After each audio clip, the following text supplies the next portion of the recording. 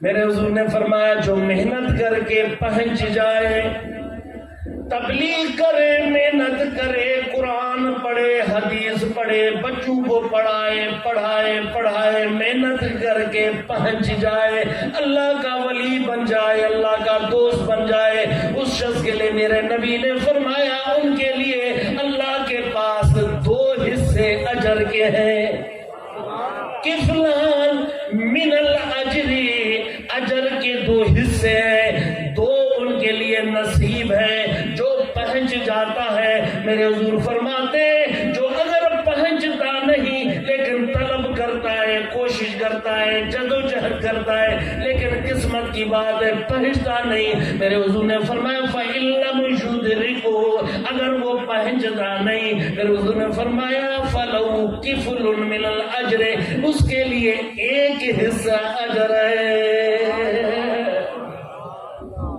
Tension ختم تھی گئی۔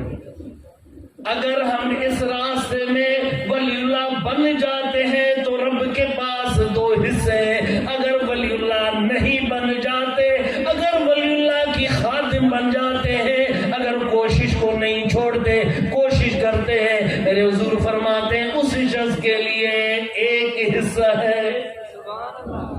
پہنچنے والے کے لیے 2 حصہ، نہ پہنچنے والے کے لیے 1 حصہ۔ اب واضح اس حدیث سے معلوم ہوا کہ طلب کو چھوڑنا نہیں۔ کیوں؟ جو پہنچتا ہے ایک تو کوشش کا پھل، ایک پہنچنے کا، جو نہیں پہنچتا اس کو محنت کا تو پھل ملے گا۔ جو پہنچ جاتا ہے، کامیاب ہو جاتا ہے، ولی اللہ بن جاتا ہے، اس کے لیے 2 حصے اجر کے، اور جو نہیں پہنچتا لیکن اس کے لیے 1 حصہ ہے۔